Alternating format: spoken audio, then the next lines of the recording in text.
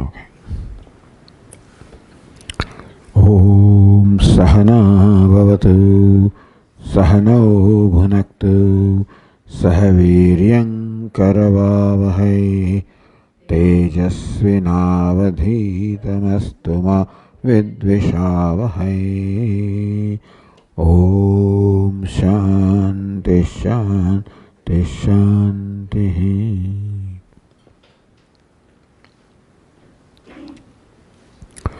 Our Swaminathanji has chosen two verses, verse 55 and 56 from the 18th chapter of Bhagavad Gita. That is how the tradition has been in the past. In the past also he has chosen some critical verses from the Gita, particularly where the Bhashya is important and giving the in-depth meaning. So similarly also these verses have been chosen here, because here Bhashyakara reveals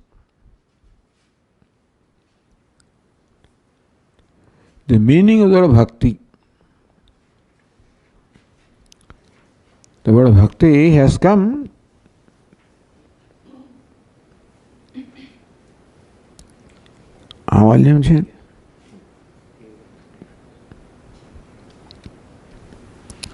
earlier. Lord Krishna said in the 7th chapter,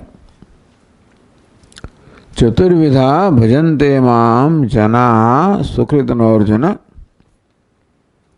Arto jignasu rartharthi jnani cha bharatarshava. There Lord Krishna says Sukrutina, those people for whom it has become their nature to perform only virtuous actions. As a result of Sukrita or Punya Karma, or virtuous actions that they have done, they gain, in their heart arises the devotion for the Lord. So bhakti or the devotion is the result of lots of punya karma that we must have performed. People think that bhakti is easy, but bhakti means love. Nothing easy or difficult about love, it has to happen. Often bhakti is equated to some karma. Kayakam, vasikam, some karma performed at the level of the organs, the speech, mind. But bhakti really is a love for the Lord. And there is nothing that you can do. You can't practice love. Love has to happen in our heart. And that is the result of the punya karma.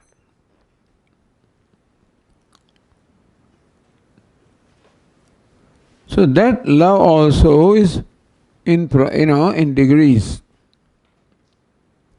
Lord Krishna describes bhaktas who love the Lord in 4 categories or 4 stages. Artaha, Artharthi, Jignasu, Jnani. First level of devotee worships Lord when he is in great difficulty, Arti. Draupadi, Gajendra, these examples of bhaktas who had no other way out than Lord. Artharthi, those who desire some worldly gain. Sugriva, Vibhishana, these people are, placed in this category. Jignasu, those who wish to know the Lord. So a person starts as an artha. then grows into an arthasi, then matures into jignasu. Jignasu is the one who wants to know the Lord. So now the bhakti has transformed from seeking some material gain from the Lord. From that, the bhakta now wants the Lord himself, he wants to know the Lord. That is the maturity. As a result, that jnani, he becomes a wise person who knows the Lord as his own self. So word bhakti can be used for all this. In this verse, Lord Krishna says, Bhaktya mam abhijanati. My devotee knows me. Bhaktya, through bhakti. So what kind of bhakti can this be? Yavan yaschasmi tattvataha. Yavan, how vast I am, how I am manifested the whole universe with all the glories. That is the Ishvara with Upadhi, with the Upadhi of Maya, with the attributes. Yascha Ahamasmi, and also the essential Ishvara, the Nirupadhikam Rupam. Both ways my bhakta knows me. Tato mam tattva jnatva. Tata, as a result of this bhakti, mam tattvataha jnatva. Knowing me tattvataha, in tattva, in reality as I am, which means to know the Lord as a self. The tattva, the essential nature of the Lord, is the same as the essential nature of the self. And therefore, knowing the Lord in reality is knowing the Lord as the very self. Ishadarshanam svatma rupatah. Ramana Maharshi also says, Ishadarshanam, the knowledge of Ishvara is svatma rupatah, as one's own self. There can be Ishvara darshanam various kinds, but the culmination of the Ishvara darshanam, culmination of knowing the Lord, is when the Lord is known as one's own self. Now, knowing Ishvara as one's own self is knowledge. Knowing Ishvara as an object of worship, there the relationship that bhakta has with Bhagavan is somewhat different. Their bhakti is in the form of karma. Whereas tattvataha, knowing Ishvara in ultimate reality is knowing the self as myself, and that is jnanam. Therefore, bhakti is in two stages. As karma, as well as jnana. First stage is karma. Worshipping Lord through one's action. Here also Lord Krishna says, verse 47, Swakarmana tamabhyarchya siddhim vindati manavaha. Worshipping the Lord through one's action or duty, one gains siddhi or perfection. What kind of perfection does one gain? By performing action as offering to Ishvara. There is siddhi or the perfection of the nature of antahakana shuddhi or purification of the mind. So that is where jignasa, the desire for knowledge, arises in the mind that has gained purification. With less purity also, there is desire to know. But as the purity of the mind grows, the desire also becomes more and more stronger and stronger. Ultimately, the only desire that remains in his heart is knowing the Lord. So, that kind of desire of maturity one gains by the life of Karma Yoga, which is life of worship. Worshipping Ishvara through one's karma. That karma can be at the level of body, Kaikam karma, like puja, etc. Vachikam karma at the level of speech, like reciting stotra, japa, etc. Manasam, meditation upon it. And of course, performing the duty in the spirit of worshipping Lord. So this is the first stage of bhakti. Now then, pursuit of knowledge, gaining the knowledge, abidance in knowledge,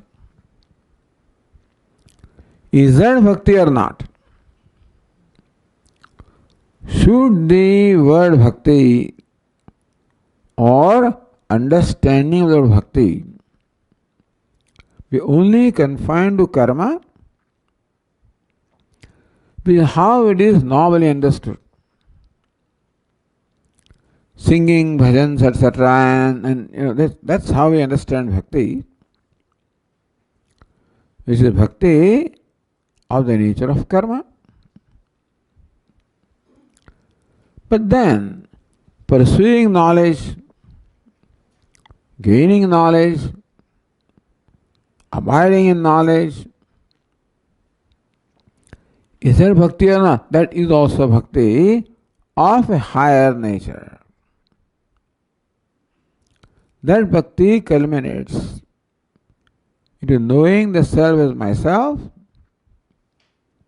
and when that knowledge becomes spontaneous or abiding knowledge. Because there are obstacles to abidance in knowledge, such as dehata buddhi, identification of the body, the habitual error.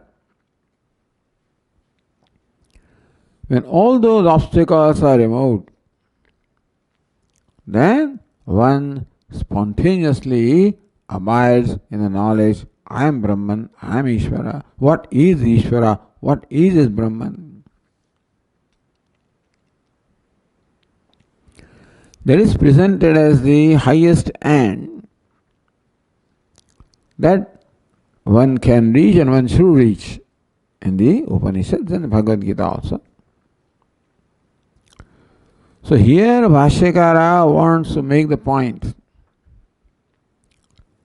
that this is Jnana Lakshana Bhakti, not Karma Lakshana. Yes, performing karma in the spirit of offering is also bhakti. Bhakti involving karma. But that bhakti slowly should transform itself into desire to know,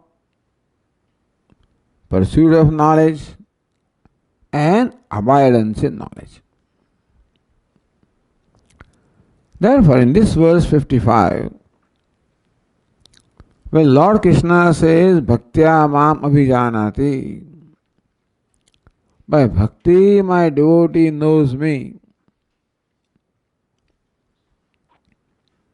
By bhakti he knows me. Now, knowledge, as far as Vedantic teachers are concerned, knowledge can only take place by vichara or by contemplation upon the statements of Upanishad.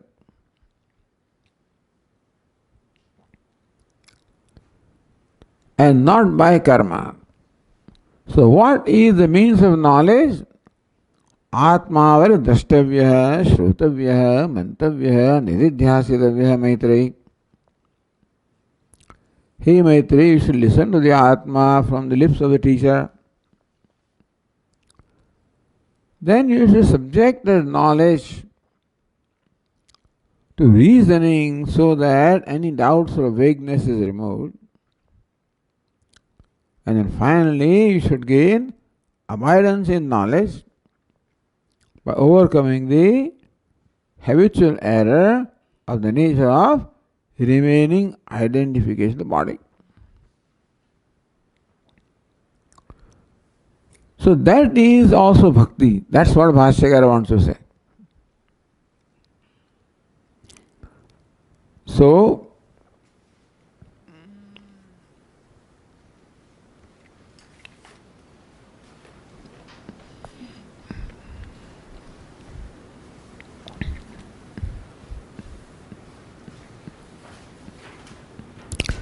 the verse before this one, which this handout does not have. Huh? You have? Actually 54 and 55. Brahma Bhuta Prasannatma. Okay, good.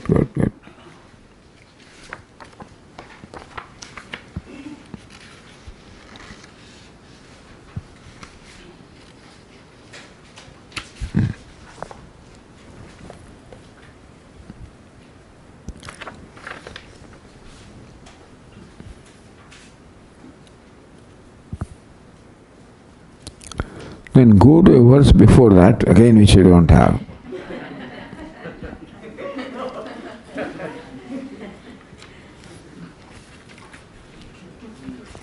I thought I should have something that you don't have. I see that.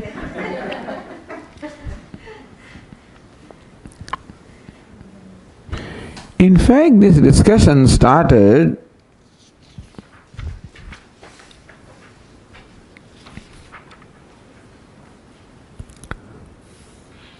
from the verse 50, really speaking.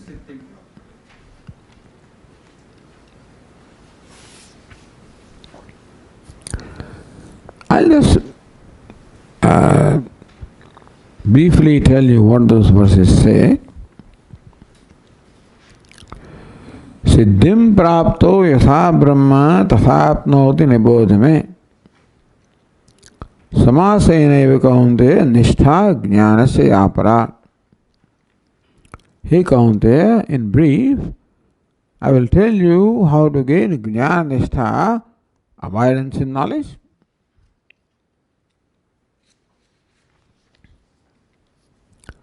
So then Lord Krishna gives a prescription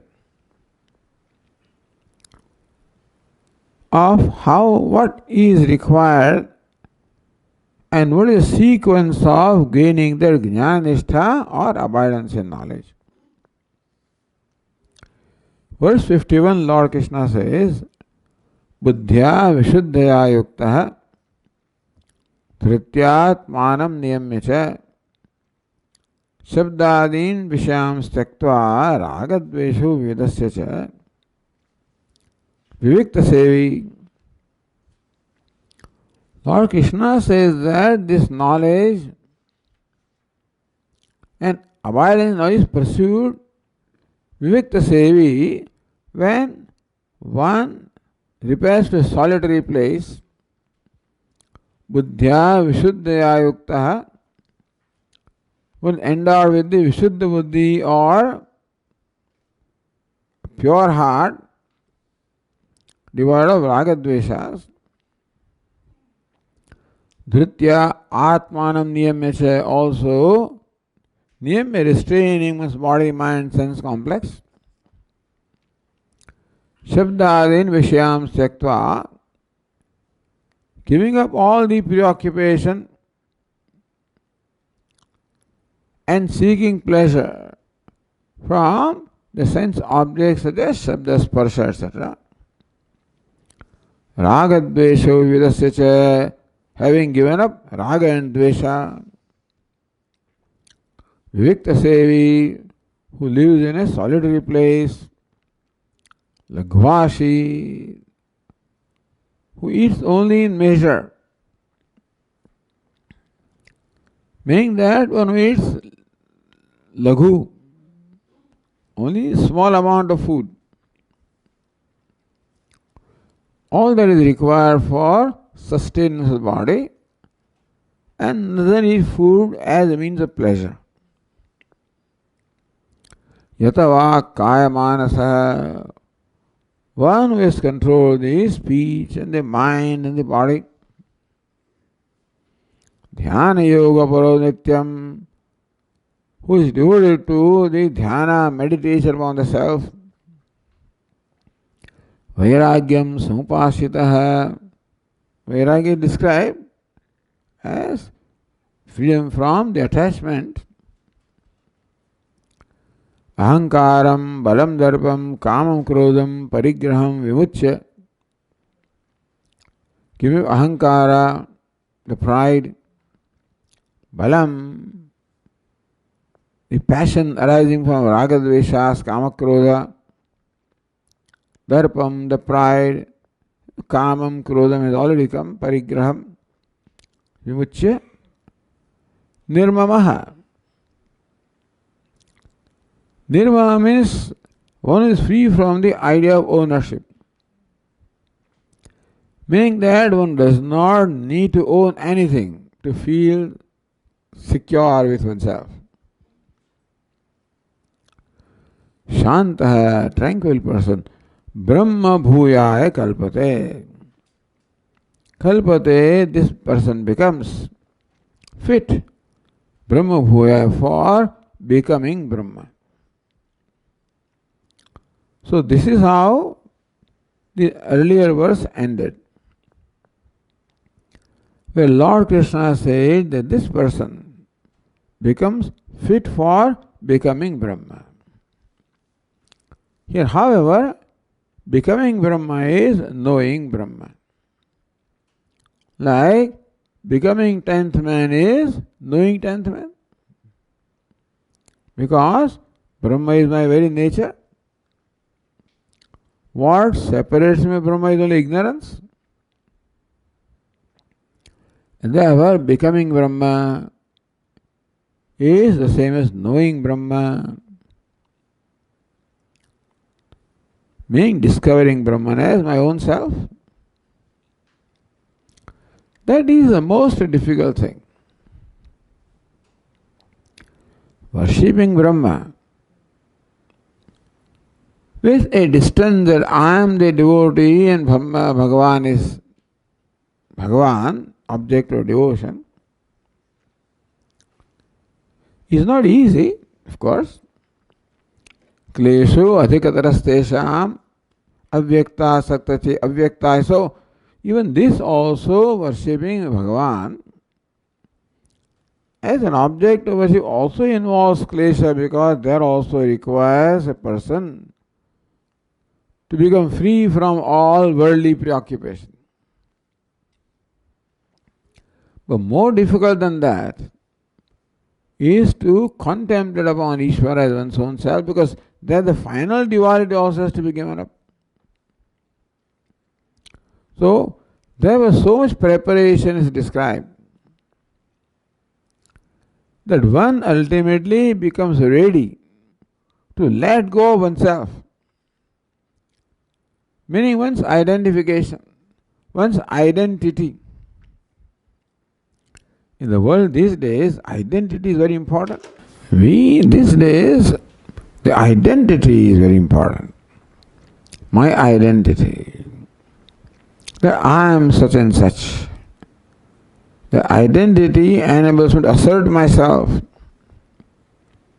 my rights, my individuality.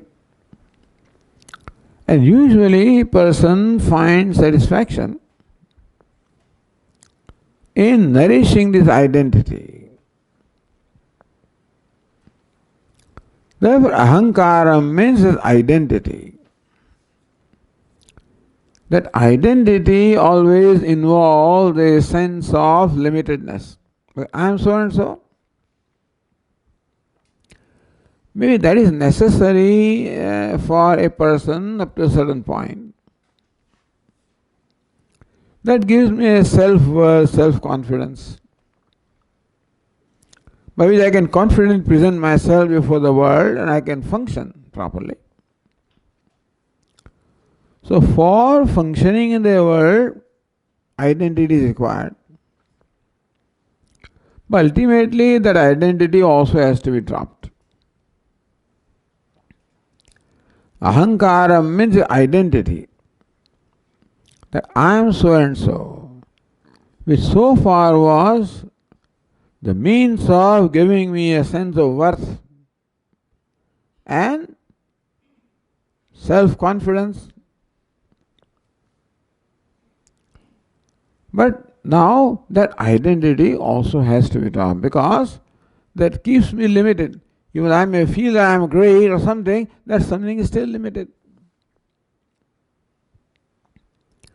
So, having given up the ahankara, mamakara, brahma bhuyaya kalpate, then a person becomes fit for becoming Brahma, knowing Brahma. All this presupposes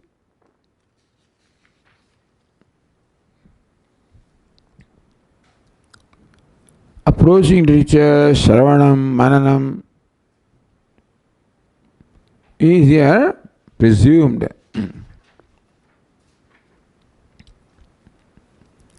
Now we come to verse number 54.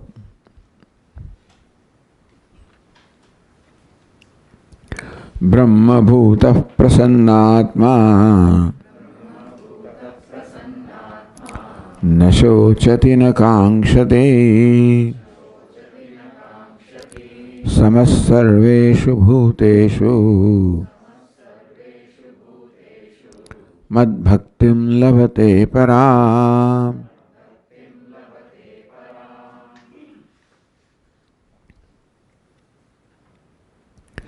Brahma bhutaha, see the translation, the one who has become Brahma. Meaning, has recognized the self as Brahman. Prasannatma. In the word Prasannatma, Atma means mind and Prasanna means happy, cheerful.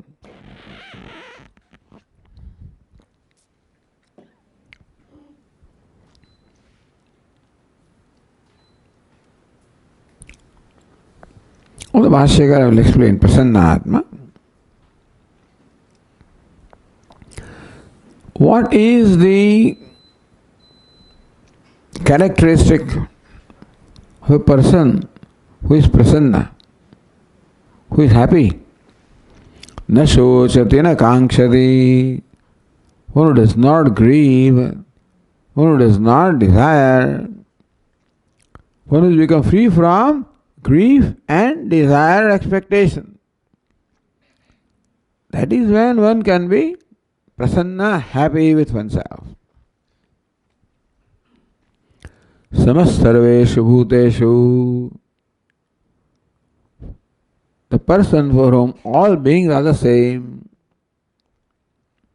Mad bhaktim labhate param, he gains the highest devotion to me. Param bhaktim labhate.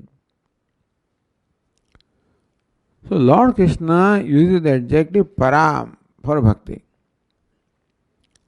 Meaning there are two levels of apara bhakti and para bhakti. But Narada Bhakti Sutras also describe apara bhakti is of the nature of karma, para bhakti of the nature of jnanam. So he gains param bhaktim.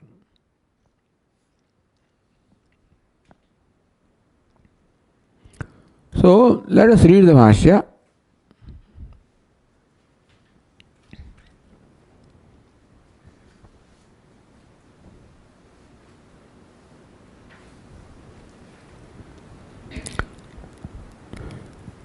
two words are there, anena kramena, in this sequence which we described earlier. Brahma bhutaha, Brahma praptaha, Prasannatma, Labdha, Adhyatma prasadaha.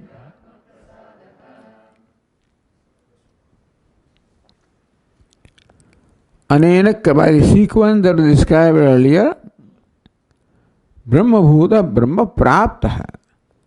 Brahma bhutaha means one who has become Brahma. Bhashyakara explains that as Brahma praptaha, who attain Brahman.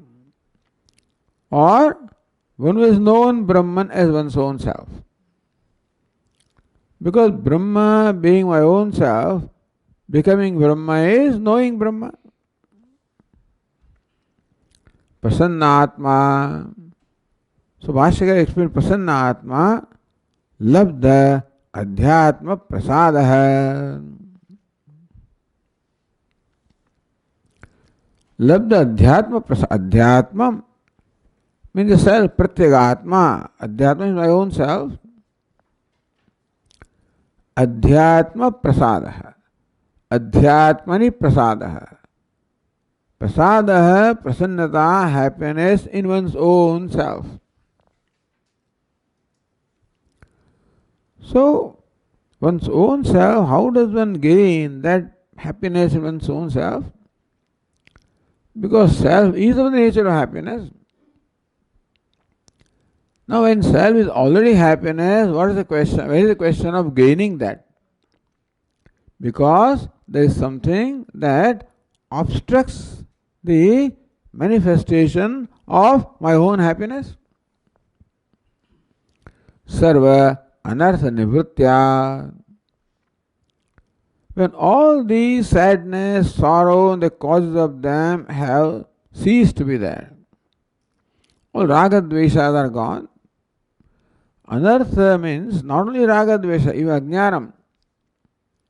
So ajnanam, ignorance of self, ahankara, sense of individuality, mamakara, the need for ownership, raga, dvesha, attachment, and aversion. All of these are described as anartha. Sarva anartha nivritya. The extent to which these anarthas or calamities go away, to that extent I find myself happy. The extent to which raga, dvesha, ahankara, mamakara, they are attenuated, they are reduced, to that extent I experience my happiness. Paramananda avirbhavaha. So prasannatma means one who has discovered prasannata, ananda in Paramatma, in his own self, meaning that the Paramananda, the limitless Ananda, has become evident in whom? By removal of obstacles. Paramananda is my nature, but it's like there is a faucet which is closed. You open that and the water starts flowing. The fountain, it starts, similarly like the fountain. As you remove the obstacles, the happiness becomes manifest in you. He is called Prasannatma, Jivan Muktaha. One who is liberated while living because all the obstacles are removed. So what is the evidence of that prasannata? Bhashyakara says, na shochati kinchita arthavaikalya atmano vaigunya uddishya na shochati na santapyate na kankshati. He does not grieve. This is a very brilliant explanation of the cause of grief here. What causes grief? Kinchita arthavaikalya atmano vaigunyam cha. The grief or shoka arises when I feel I am lacking something, or I find I am lacking some quality. I am lacking some possession, some needs, or I am lacking some quality. I like to see myself as a kind, compassionate person. I don't find it. So that also. So artha vaikalyam atmana vaigunyam cha uddishya. Some artha is not there, some possession is not there, or some guna or virtue is not there. When I find me some lack of virtue, then also I become unhappy. That depends upon the person. But he is a seeker of knowledge, and therefore he wants to see himself as possessed of sadhana chatusha sampatti. When I find a lack of that in me, then I become sad. So that this person is na shochati. There is no grief of this nature. Na kankshati, and has no expectation, no need, no desires.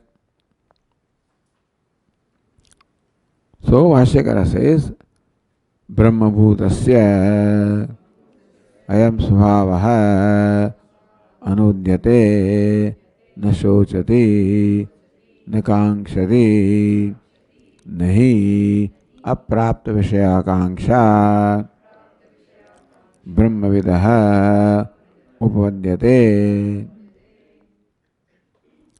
Bhashyakara says this is something by default. Aprapta vishaya akanksha brahmavidah upadyate. When they attain the limitless, in that person, the desire for something not attained, because seeing myself as complete means I have attained everything. Nothing remains unattained, therefore, desire for attaining something unattained cannot be there. So Lord Krishna doesn't say this. When he says Brahma Bhutaha, he has become Brahman, why? He is just Anuvada. So this is only reiteration of what is by default. That shoka and akanksha automatically drop off in the one who has discovered himself as Brahma or complete.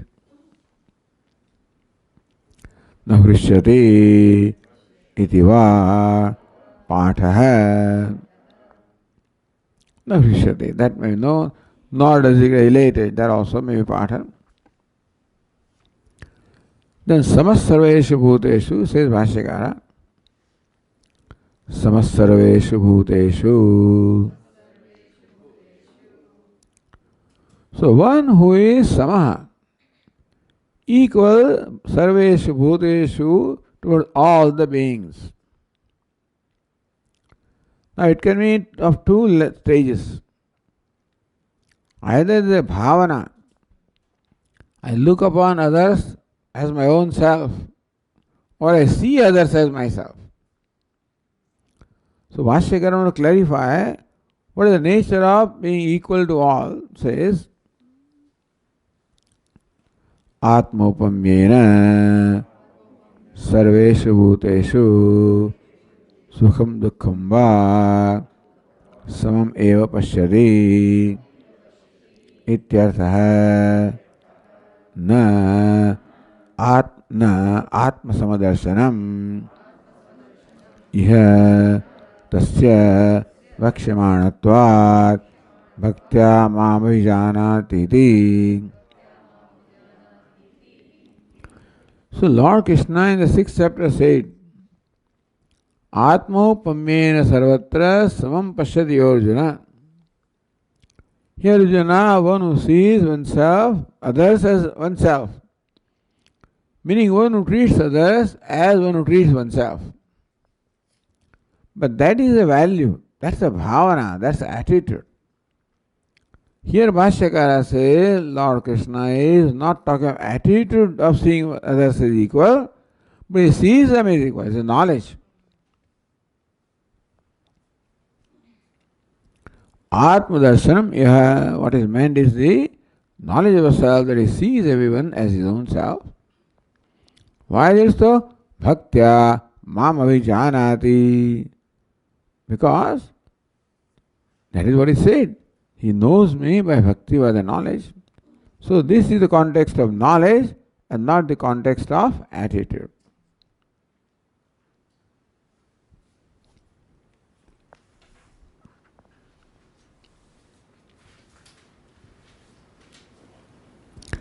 Says Anandagiri, उक्त विशेषणवतः जीवन मुक्तस्य ज्ञान निष्ठा प्रागुक्त क्रमेण प्राप्ता सुप्रतिष्ठिता भवति. He sees this a description of जीवन मुक्तः. Bhashyakara says this is a description of what is जीवन मुक्ता. Who is जीवन मुक्ता? One who is liberated while living. So these are the visheshanas. न शोचति न कांक्षति समस्सर्वेषु भूतेषु. So that Jnana Nishtha becomes very firm for a Jivan Mukta like this. That's what Bhashyakara says here, next sentence. Evam bhutaha Jnana Nishtha mad bhaktim mai parameshvare bhaktim bhajanam param uttamam Jnana lakshanam चतुर्थाम लभते चतुर्विधा भजन्ते माम इत्युक्तम. एवं भूतः ज्ञानिष्ठः ब्रह्मभूतः प्रसन्नात्मा न शोचति न कांक्षति समस्सर्वेषु भूतेषु एवं भूतः. One, the Jivan Mukta, who is described by these words by the Lord.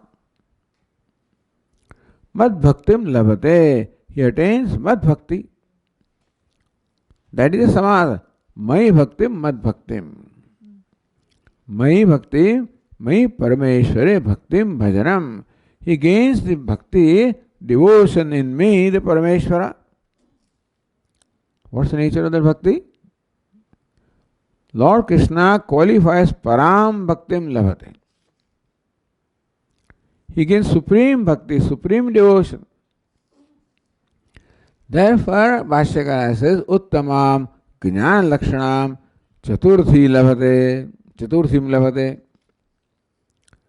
Because 7th chapter describe Artha, Artharthi, Jignasu, Jnani. So, Param Bhaktim, therefore, since Lord Krishna uses the word Visheshanam adjective Param, supreme bhakti, that means Lord Bhashyakara says Lord Krishna means the Jnana Lakshana Bhakti, Jnani cha Bhartarshava. So Jnani also is described as Bhakta in 7th chapter.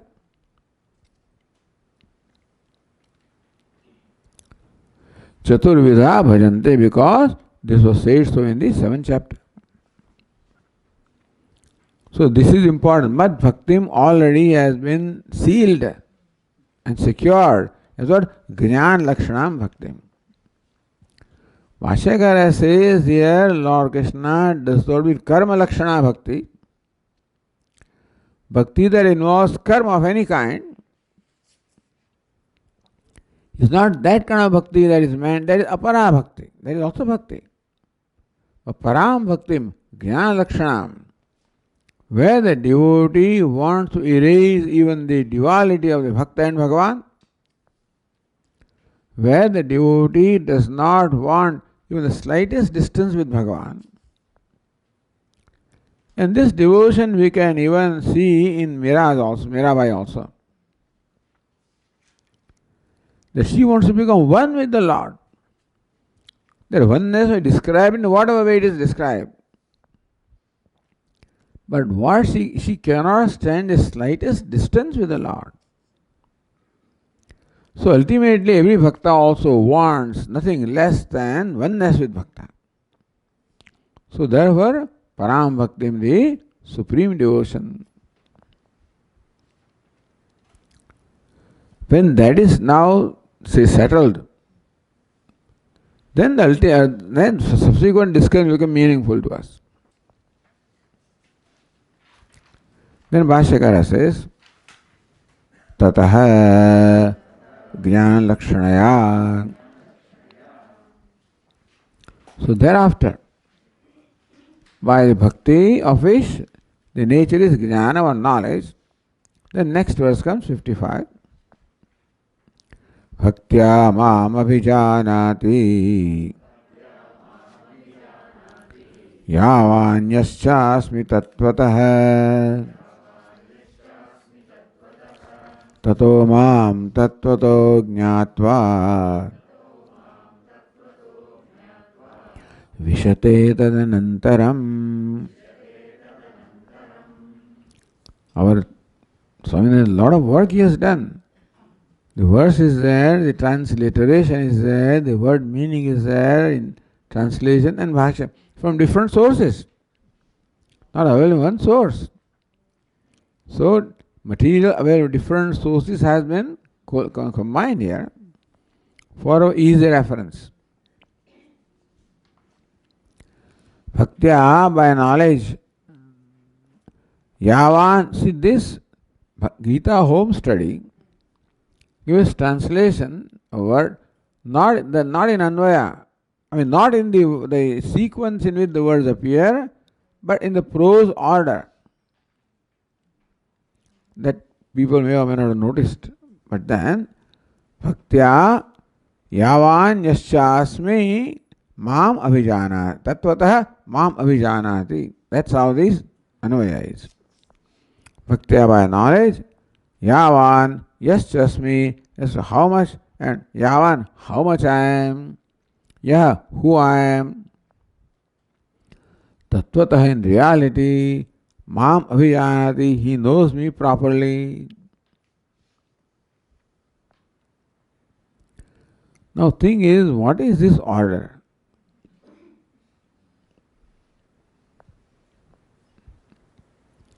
Is it the English order or is Sanskrit order?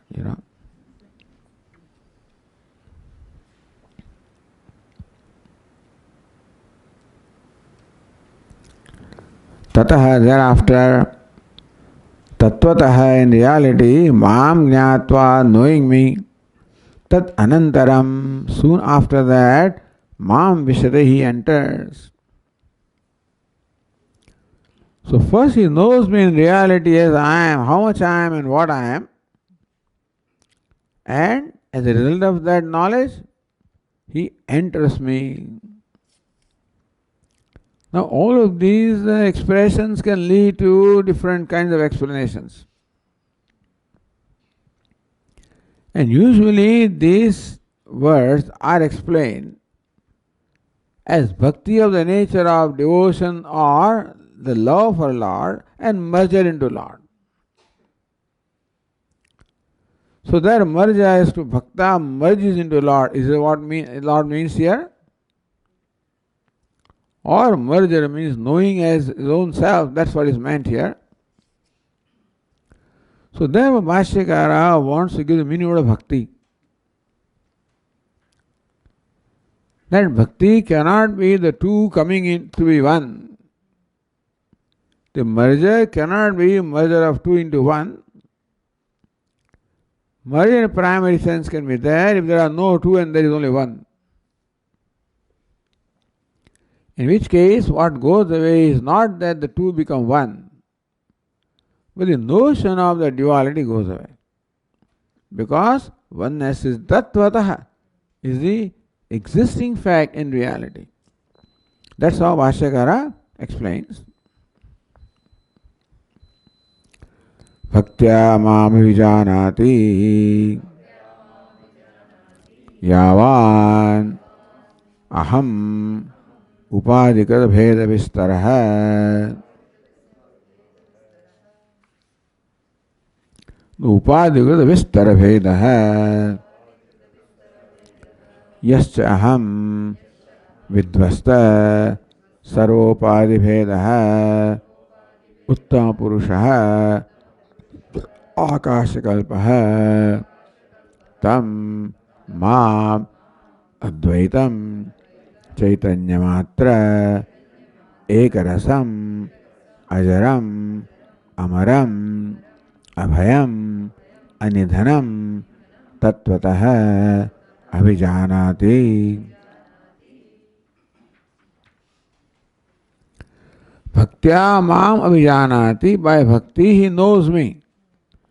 Yavan, how big, how much I am. He knows my vistara, knows my pervasiveness, all inclusiveness at the level of upadhi. Because Ishvara is both. So what is Ishvara? Meaning that Ishvara alone is manifest as a universe. And Ishvara in reality is the adhisthana of the universe. So Adhyaropa and Adhisthana both are Ishvara. So first you know the vistar of Ishvara, the vastness of Ishvara, aham upadhikrita vistara bhedaha, who I am, which is the upadhikrita vistara, the extent of myself which is brought about by upadhi, by name and form, and I am manifest in various forms, bhedaha. Thus one recognizes me as vast as Sarvajñah, Sarvashaktiman, Sarvavyapi. Recognizes all the attributes. And yascham, what I reality am in, vidvasta sarvapadi bhedaha. That adhishthanam, I am the one that is devoid of all the dualities brought about by upadhi. Upadhis are names and forms. Looks like there is variety, diversity, division. One recognizes that in all of them there is only one Ishvara. Who is that Ishvara?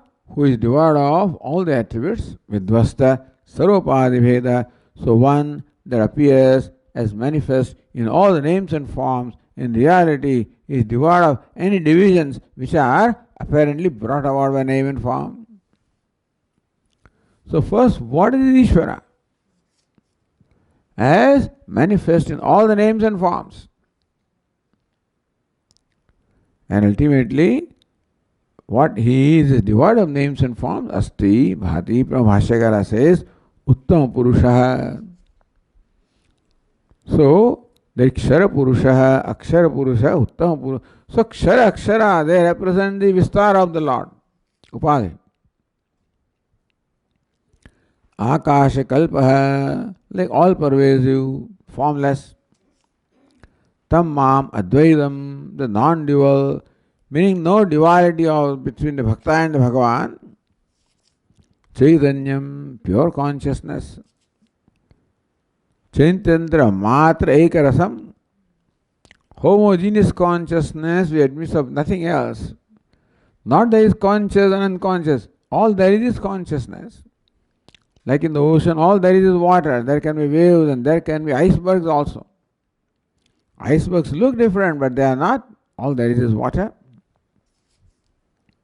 Ajaram, Amaram, free from decapitator, free from death. Abhayam, free from fear. Anidam, free from death. Tattvata Abhijanati, knows me as the devoid of the Janma, Mrityu, Jara, Vyadi, all belong to Upadhi. Devoid of all these limitations of Upadhi. So first of all, Bhaktya, Jnana Lakshanaya Bhaktya, by the Bhakti, character and knowledge, one sees me as non-dual, sees me as all pervasive, as immanent, as well as transcendent, as the very own self. Then says Bhashyakara, Tataha Mam Evam Tattvato Jnatva Vishate Tadanantaram. Tato Mam Tattvato Jnatva Vishate Tadanantaram. The whole second line. Thereafter, knowing me in reality as I am, he immediately enters into me. Vashyakara Mameva Jnananantaram. Tata, thereafter, Jnananantaram is a consequence of knowledge. Even after knowledge also is not right. Because knowledge only reveals that non-duality. So therefore, as by virtue of that knowledge, Brihadaranyaka says Tat Sarvam Abhavat. By virtue of knowledge, he became everything. Here Lord, by virtue of knowledge, enters me. So becoming everything, entering the Lord, discovering the non-duality. There Bhashyakara explains. It is not that the wise person becomes all. The notion that I am not all goes away. No wise person becomes Brahma. The notion that I am not Brahma goes away. Knowledge only removes ignorance, and notion born of ignorance, then one realizes what one already has been. So, Tattvato Jnatva Tadanantram Vishate. Knowing me in reality, thereafter he enters me. So, knowing and entering. So, this can be thought to be two different entities, two different kriyas. So, Bhashyakara says, Natra Jnana Pravesha Kriye Bhinne Vivakshate Jnatva Vishate Tadanantram Iti Tato Mam Tato Jnatva Vishate Tadanantram. So, Jnatva Vishate. Jnatva means having known me. Vishate enters. So, one act is complete and other act takes place. So, are these two different acts? That Jnatva, the act of knowledge, is completed and act of entering takes place. Are these two different things? Bhashyakara says, no, knowing and entering are not different. The reason why this long bhashya is there, because literally Jnatva Vishate Tadanantram, having known me, thereafter he enters me. So looks like entering is something that happens as a result of knowledge. He merges into me, becomes, So by becoming one is some kind of kriya. He is becoming one with Lord, some happening, or it is just knowledge. Is it experience or knowledge? He becomes one with me. Looks like it's merging, experience. Bhashyakara says, Jnatva Vishate. Knowing and entering are not different. Knowing means entering. So that is why all this long discussion takes place.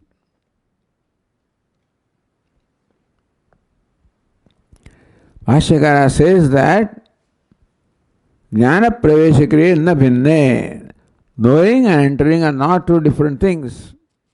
So then the question is asked, Kintarhi Phalantar Abhava Jnana Matrameva Kshetrajñam Chabhimam Vidhi Iti Bhuktatvat. Here the question is, when knowledge takes place, what happens? Is there a phalam? Does something happen as a result of knowledge? Says here, phalantar abhava jnana matrameva. It is merely knowledge that is devoid of any phala, meaning that nothing happens as a result of knowledge. Because Jnatva, having known, Vishate Tadanantram, enters me, looks like knowing and entering is, knowing brings about entering. So knowing brings about some result, phala, phalantaram, other than knowledge, of the nature of entering. Is that what is meant by Lord here? Says no. Phalantara abhava jnana matram. That near knowledge that is characterized by the absence of phala, phalantara. Why? Kshetrajñam chabhimam vidhi. Kshetrajña is bhakta. And Bhagavan is Bhagavan. Lord Krishna already said that, know the kshetra, jiva is myself. So when both are one, where is the question of entry? Entry cannot be an act. Wave recognizing water is not that wave enters water, it's always water. So this is the point that Bhashyakara wants to make here.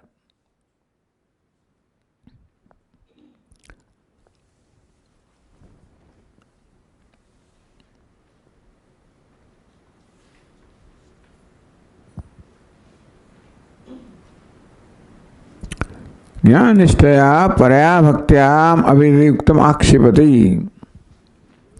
Somebody questions, how can it be that by knowledge that you by knowing itself enter, what is that? Or by knowledge he gains an abidance in Bhagavan. So this bhakti is gaining abidance in Bhagavan. So how can knowledge give you that? So the question asked here, Nanu viruddham idamuktam jnanasya ya paranistha taya mam abhijanati iti.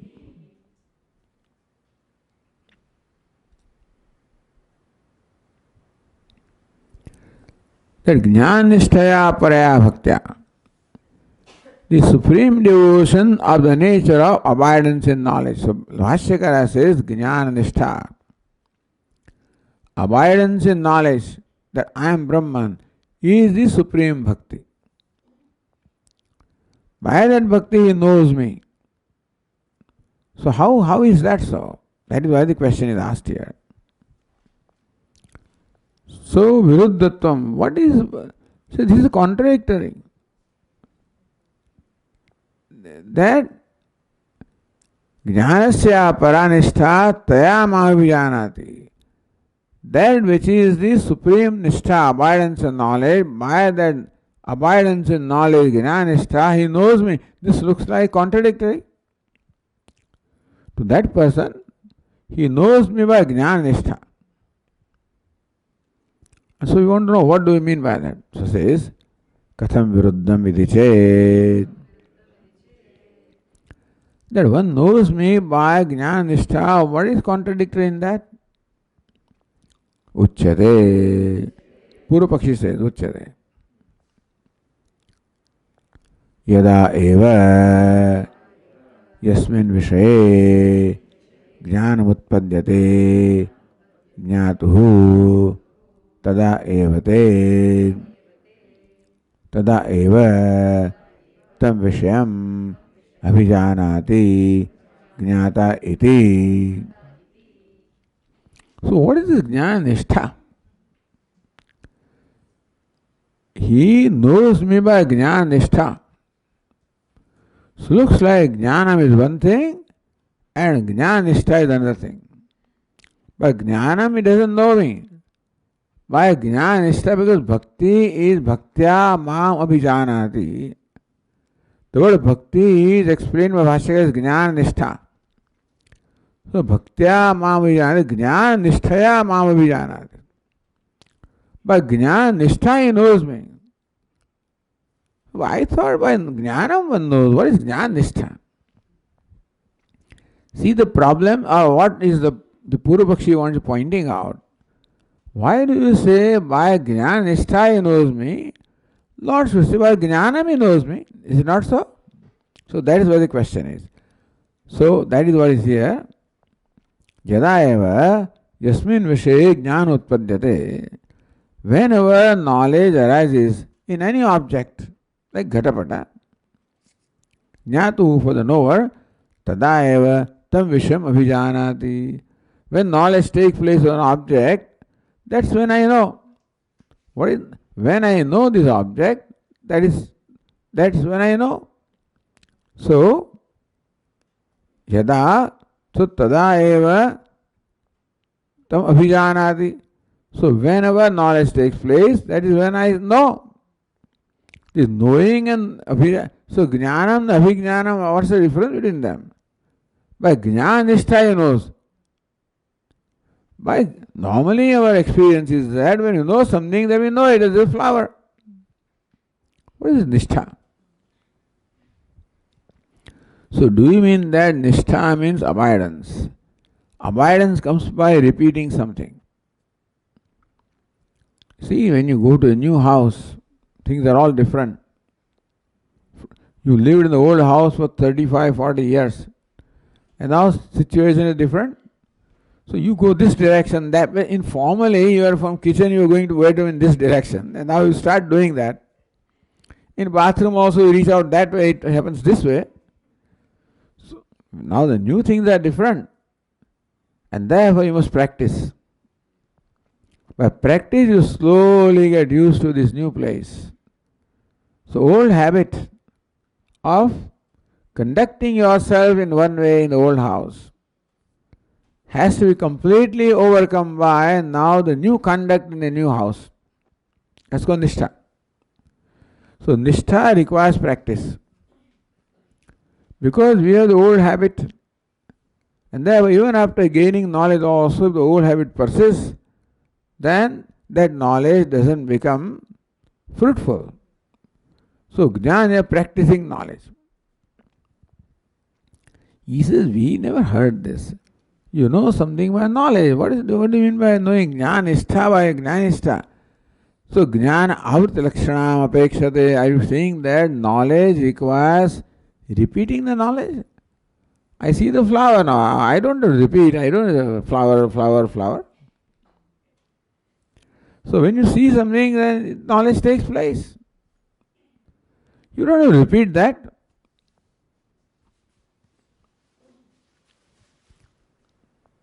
Atascha jnanena na abhijanati jnana avrityatu jnanishthaya abhijanati iti. So that is what the problem is. Bhaktya mam abhijanati. Bhaktya, third case of the word bhakti. Bhashya ka arth is bhakti, jnana nishtha is bhakti. So jnana nishtha, meaning is by jnana nishtha he knows. What is jnana nishtha? Jnanena abhijanati. By knowledge he knows. Why abidance in knowledge? Why do we need to practice this knowledge or what?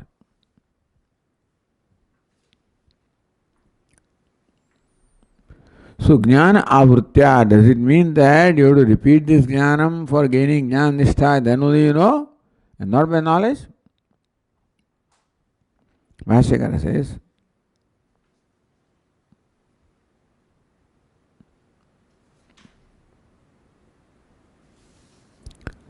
Naisha dosha jnanasya svatmatpatti paripaka hetu yuktasya pratipakshahīnasya yat atmanubhava nischaya vasanatvam tasya nishtha shabdabhilapat. So nishtha shabda abhilapat. The word nishtha is used for this thing. What is it? Jnanasya swatma utpatti paripaka hetu yuktasya pratipakshahīnasya. So yuhi shastrānusāri acārya upadesha tena jnanotpatti. So yes, it is true that jnanotpatti acāryavan purusho veda, that when one subjects oneself to the shravanam, the listening, shravanam mananam, from the teacher, then knowledge takes place. Tasyasya paripakaha. Apparently, this knowledge requires maturing. So, self-knowledge requires maturing because it is like changing the house. Now that it is like the beggar becoming a rich man overnight. His habitual beggarliness does not go away unless he practices, I am a rich man, I am a rich man. So this is called nididhyasanam. Repeating Aham Brahmasmi is seeing Aham Brahmasmi to create the samskaras of Aham Brahma, to overcome the age-old samskara of aham deha. Meaning that Vedantin says that even after the knowledge takes place, some habitual error persists. Of the nature of dehata buddhi, the habitual identification body persists, and therefore you have to overcome that. That's called maturing of the knowledge. So paripaga samshayadi pratibandha. So you require mananam to remove samshaya, nidhyasanam, dehata buddhi. So upadesha seva. That is the reason why bhaktya. So yoga. What is earlier verses say? What is it? Buddhya vishuddhaya yukta. All of these are saying that you must be endowed with vishuddha bhakti, etc., vivekta sevi and vairagya, etc. So all of this sahakari sadhanam, sahakari karanam. That with this knowledge, this also should go. There should be vairagya also, there should be all these, the virtues also should go with this knowledge. With knowledge of flower, no virtues need to go. With self-knowledge, virtues are required. The thing is that knowing an object that is different from me does not require any maturity in me. Emotional maturity is not required. Knowing something different from me requires intellectual maturity. The physics, any other science, any other object also requires intellectual maturity, which also Vedanta requires shravanam. But before that also, emotional maturity is required in case of self-knowledge. Because so many notions and conclusions already exist. When I go to physics class, I have a clean slate. When I go to Vedanta class, I already have a number of notions about myself and about God and about Jagat. And therefore I require Shuddha Antahkarana, that I can let go of these notions. That is why the Jnana must be accompanied with Amanitvam, Adamvitvam, Shama, Dama, Samadhi Satka Sampatti. That alone will enable me to gain the maturity in this knowledge, that I can own up that knowledge. So not only knowledge needs to be owned up. Why? Maturity. Therefore, so tatta hetu bhutam upadeshasyeva sahakaya karanam yad buddhi vishuddhyadi. The verses say buddhya vishuddhya yukta. That is sahakari karanam. Tad apeksha tasmadeva upadeshadjanitam yadaikya jnanam tasya karaka bhed buddhi nibandhanani yani sarvanani etc. etc. So this maturing requires here that you should become free from all activities. So the point that Bhashyakara wants to make is that this knowledge needs maturing by way of removing the habitual error. The habitual notions are there, habitual identifications are there, they should be given up. That maturing process requires a commitment. And therefore all the commitments should go away. So that was said earlier. Buddhya, Vishuddha Yukta, Dhritya, Niyamya, Shabda, etc. etc. Then description of sannyas, Vividisha sannyas. Those verses were the description of Vividisha, even though Lord Krishna does not use the word Vividisha sannyasa, does not use karma sannyasa. But in these verses, 3 verses that Lord Krishna has stated, these instructions cannot be followed by anybody other than the one who has renounced all the duties. In the 6th chapter also,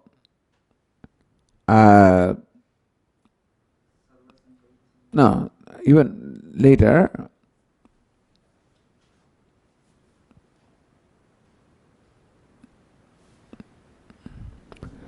रहसि स्थितः एकाकी यत चित्तात्मा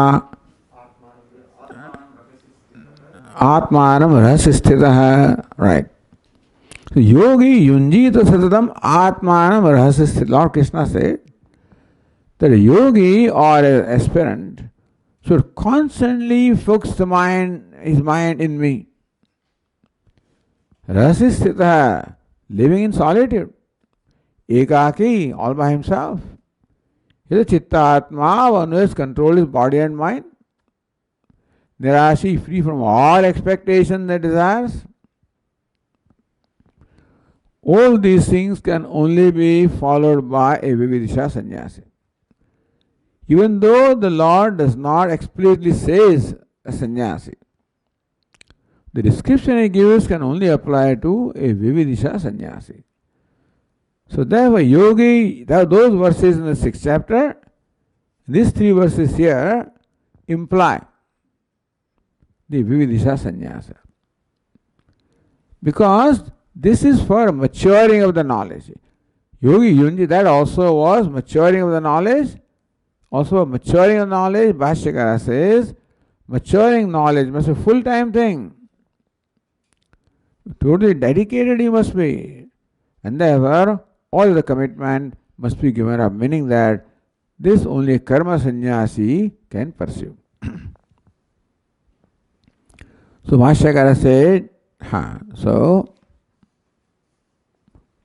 तो कारक भेद बुद्धि निबंधनानि यानि सर्वाणि कर्माणि. Karma requires all the duality, karta, karma, etc. This knowledge requires overcoming or seeing those dualities as false. In that sense, not only knowledge, maturing knowledge also is opposed to performance of duties. And the Bhashyakara tasya nishtha shabda abhilapat.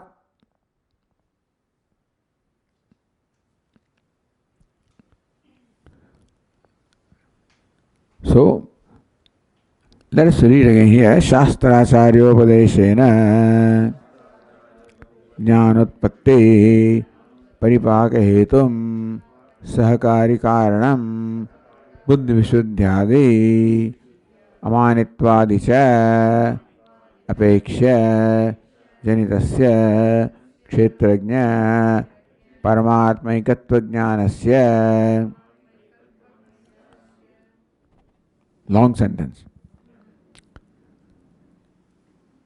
So, what is nishtha? The abidance in knowledge which is now free from all the obstacles. So, that maturing of the knowledge is called nishtha. Shastra Acharyopadeshana, Bhashyakara said, but the Upadesha of the Acharya based on Shastra. Jnanotpatti paripaga hetum. So you gain the knowledge from Acharya. Now you need to mature, that you need to gain abidance in knowledge. Sahakari karanam, you need also the associated sadhanas. Sahakari, the means that should accompany the knowledge. The way means required for knowledge to take place and for accompanying knowledge also. Buddhi visuddhyadi, buddhya visuddhya yuktaha, the verses we read, amaritvam, adambitvam, that also apeksha janitasya. So all these sadhanas and all these means are expected for the knowledge to take place and for the knowledge to mature. Kshetrajna paramatma ekatva jnanasya, the knowledge of the ekatva, identity of kshetrajna, jivatma and paramatma. कर्त्रादि कारक भेद बुद्धि निबंधन सर्वकर्म संन्यास सहितस्य. This karma always requires bheda. See, even this act of speaking can be performed. When I am a speaker, you are listeners, and I use my organ of speech to produce these words. So speaker is different, organ of speech is different, the words are different, listeners are different. All these differences are presupposed for the act of speaking to take place. The act of cooking, you must become a cook. Meaning, at that time, And what you're cooking is different from you, you require various sadhanas, you require fire and so forth and so on. So karta is required, karma is required, karanam is required. You are cook, you are a cook. Karma is required, you require the things to work with. Karanam is required, you require fire, etc.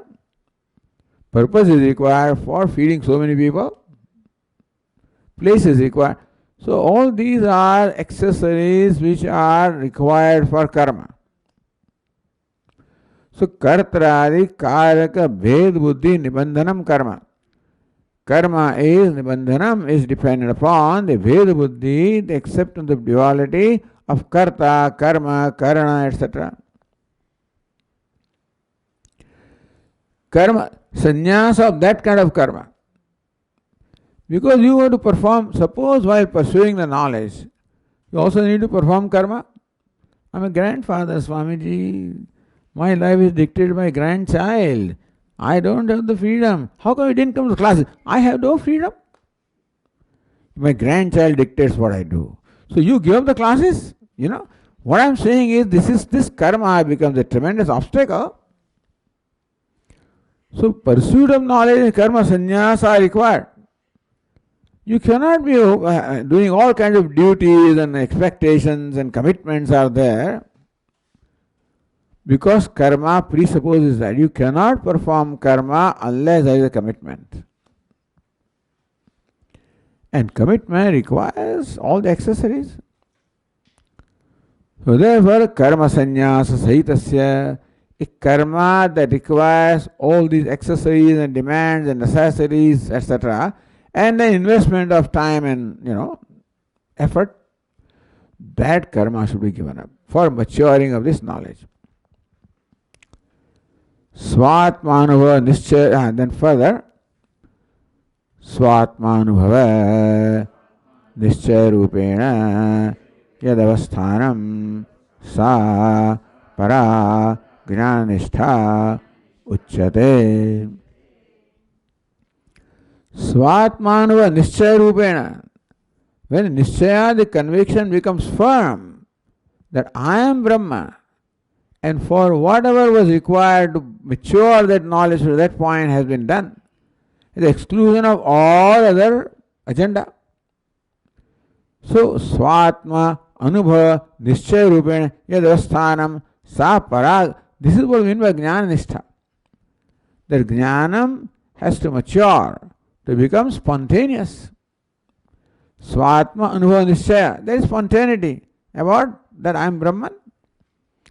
And that is a jnana, that's what we mean by jnana nishtha. So in this case, jnanam and jnana nishtha have a distance. That jnanam takes place, all right, but some pratibandhakas are there. There may be some shared doubts. Now this will not be the case of the objective knowledge. Could be, but here it definitely. Because all notions are already there, so lots of doubts arise and errors arise, habitual errors. Therefore, mananam and nididhyasana require over and above shravanam. So, shastra, charya, upadeshena, jnanotpatti, knowledge is taken place by shravanam, listening to a teacher, paripaka hetu. That knowledge born of shravanam has to be matured by mananam and nididhyasanam. For that you require exclusive less buddhya, vishuddha, buddha, etc. And no other engagement is required. That's what Bhashyakara says. Oh, that's what his conviction is.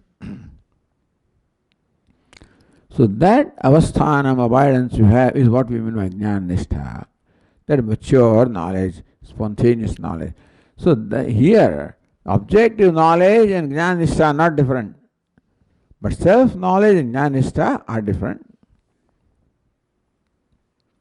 Sa iyam jnanistha artadi bhaktitraya apekshaya para chaturthi bhakti ityukta.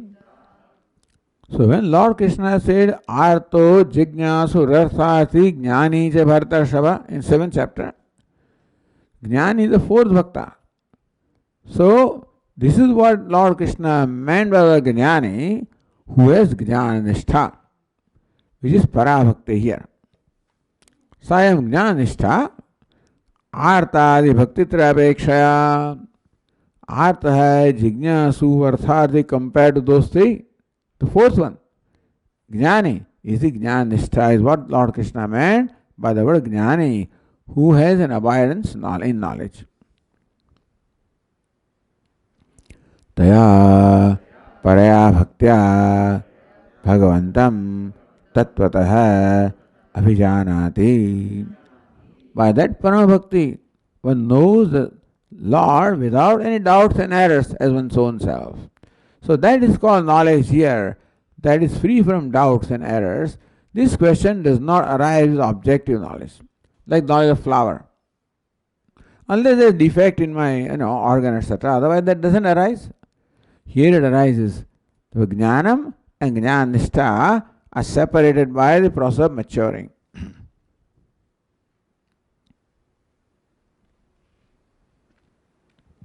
Yet anantaram eva Ishvara kshetrajna bhedabuddhi asheshatah nivartate. Asheshta. So bhedabuddhi, seeing Ishvara is different from me, is my habit. I have no habit about this flower. But about Ishvara, I am sure I am different, Ishvara is different. I am different, Jagat is different. So Bheda Buddhi is already set in me. And that Bheda Buddhi has to go, otherwise it will take over me. Therefore, Atah Jnana Nishtha Lakshana. Yadanantarameva Ishvara Kshetrajna Bheda Buddhi Asheshata Nivartate. Only when this Mananam, this asana is done, then only the Bheda Buddhi, Ishvara is different, I am different, Brahma is different, that completely goes away as a result of this maturing process. Ataha Jnanistha Lakshanaya Bhaktya Mam Abhijanati Iti Vachanam Nanirudhyate. So Lord Krishna says that my bhakta knows me truly, tattvataha. When he gains Jnana Nishtha, when the knowledge becomes free from all the pratibandhakas, obstacles, that is when the spontaneous knowledge takes place, and that is the knowledge here. And by that knowledge he knows me in totality. He knows me, but he knows me as his own self. Therefore, Bhaktya Mamavijanati, Bhakti is one, and Jnanam, by Bhakti he knows me, by Jnanistha he knows me, is quite appropriate here in case of the knowledge of the identity of Ishvara and Jiva.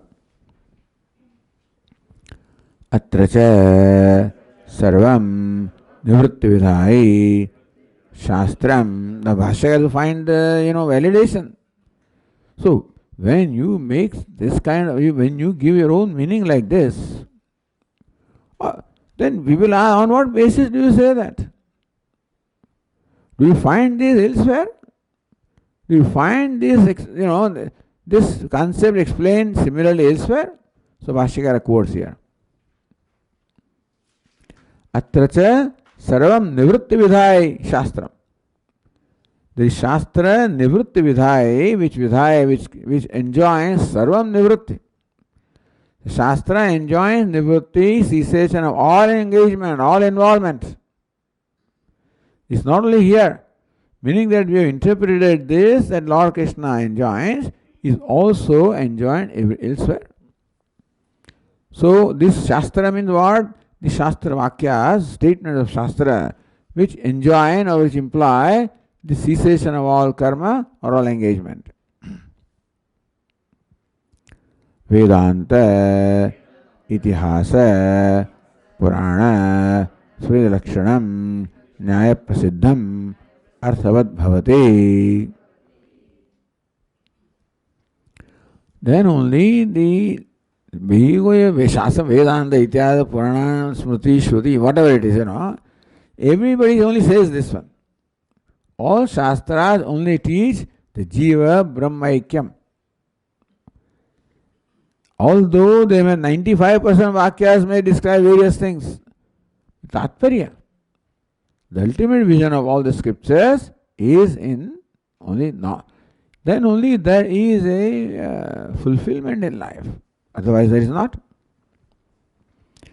So Bhashyakara quotes here,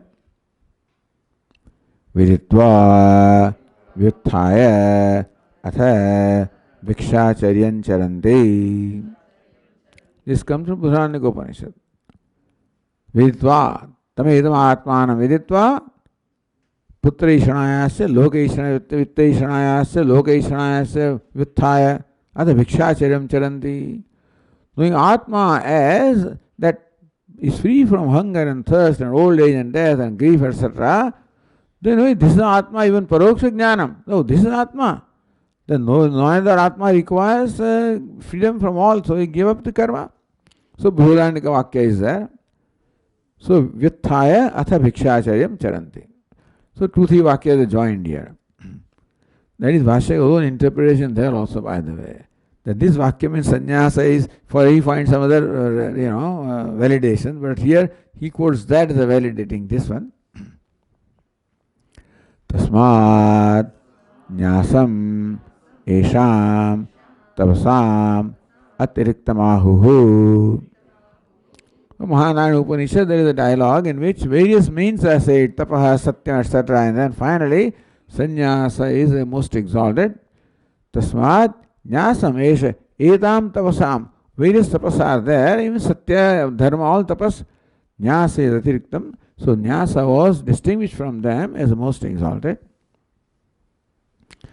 Nyasa eva attere chayata iti sannyasa karmanam nyasa. So what is meant by about nyasa there is sannyasa, understand. Which is what? Karmanam nyasa, the renunciation of all the karma, all the engagements and duties. Then, Vedan imam cha lokam amam cha parityajya.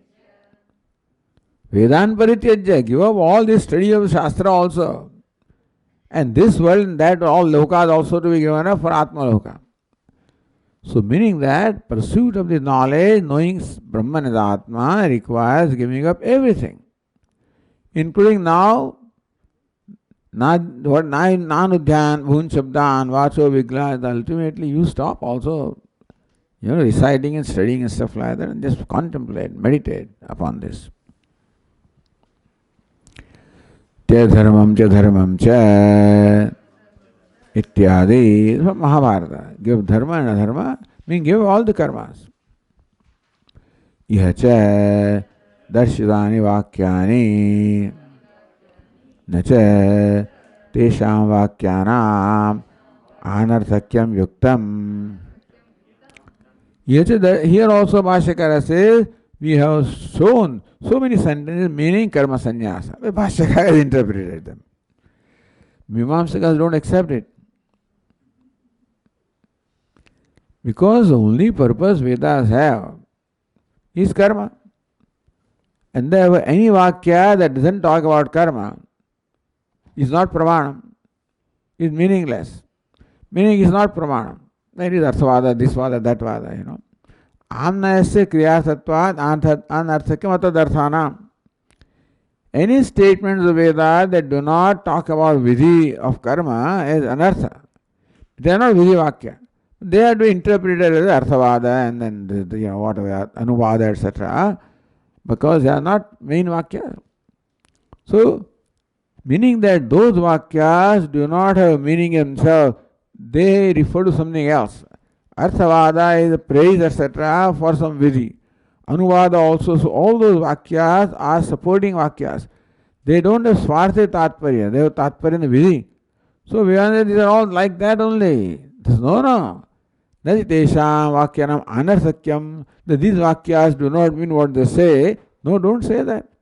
Because we have already shown that these vakyas, they mean in primary sense. See, what is anarthakyam? Nacha arthavadatvam Swaprakaranastatvat. See, Arthavada is what you say something here, elsewhere you praise them. So then Prakaranas are different. Here, same Prakarana you find, therefore it's not Arthavada. Pratyagatma Avikriya Swarupa Nishthatvacha Mokshasya.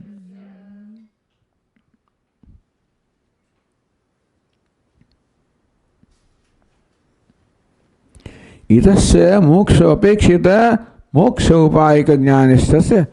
So one who wants jnanishta, sannyasa alone is meant for him, or pratyagatma avikriya swarupa nishthatvacha moksha. What is moksha? Moksha is nitha. In what? Pratyagatma. Moksha means abidance in the self. What's the nature of the avikriyatva? Self that is devoid of all karma, and that you cannot abide by performing karma. So you cannot have commitment to karma and then hope to abide in Atma, that is avikriya or nishkarma. Therefore also karma sannyasa is required for maturing of this knowledge.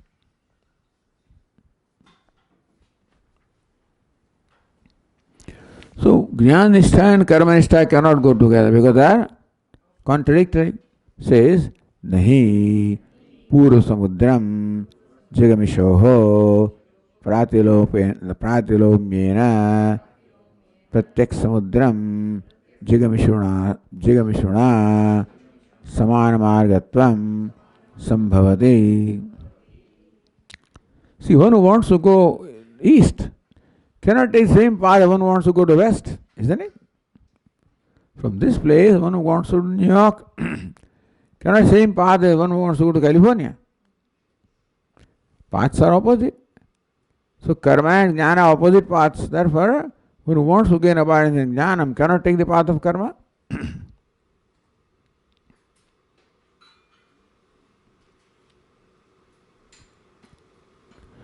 Pratyagatma Vishaya Pratyaya Santana Karana Abhiniveshascha Jnana Nishtha. So what is the path that you are talking about? What is this Purva Samudram, the one who wants to go to where? East. So what do you mean by east? So that this was an example. That fellow who wants to go to east cannot take the same path as the other wants to go to west. What do you mean here? Say one who wants to pursue Jnana Nishtha cannot take the path of karma. Pratyagatma Vishaya Pratyaya Santana Karana Abhiniveshasya Jnana Nishtha. Abhinivesha commitment. What? Santana Karana maintaining the same vritti.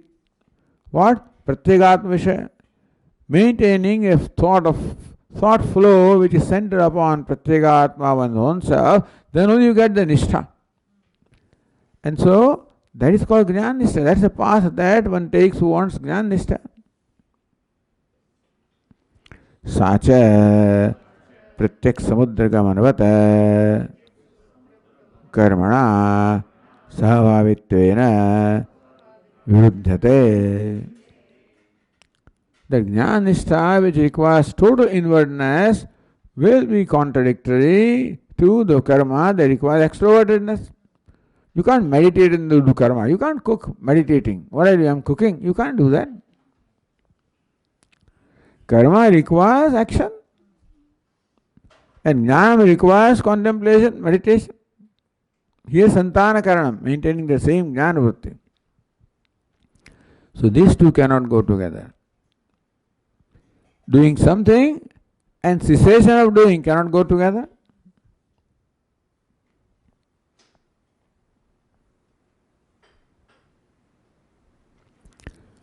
Parvata Sarshapayoho iva avan antarvan virodaha pramana vidam nischitaha.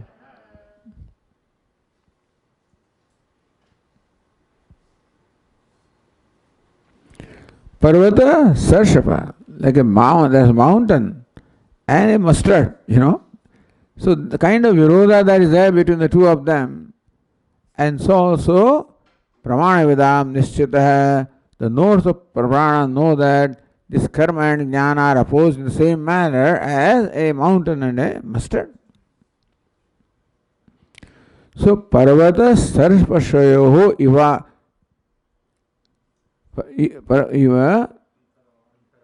antaravan. So antaravan possessed of that antara, possessed of that distance, like or the difference between the mountain and a mustard. There is a difference between jnana and karma. This is what the knowers of the Shastra say. Tasmat sarva karma sannyase naiva jnana nishtha karya is siddham.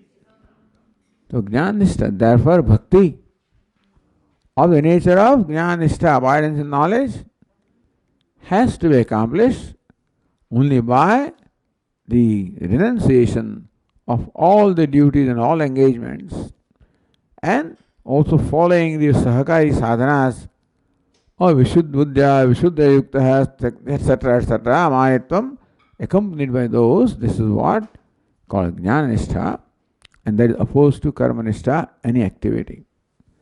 It is siddham. Meaning Bhashyakara's main point is that bhakti here means jnana nishtha. And by jnana nishtha is meant the mature knowledge.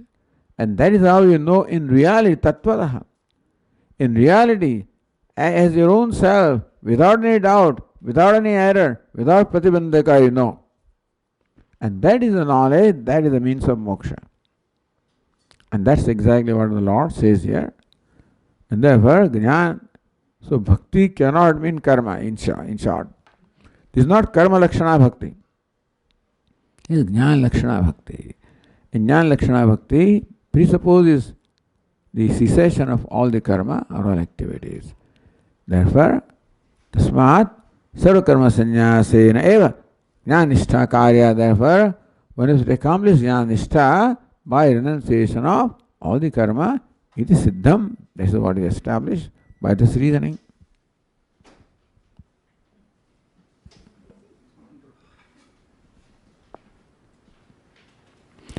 So we'll have question and answer session now, later. Whatever Sushila ji says, what else? So question and answer now.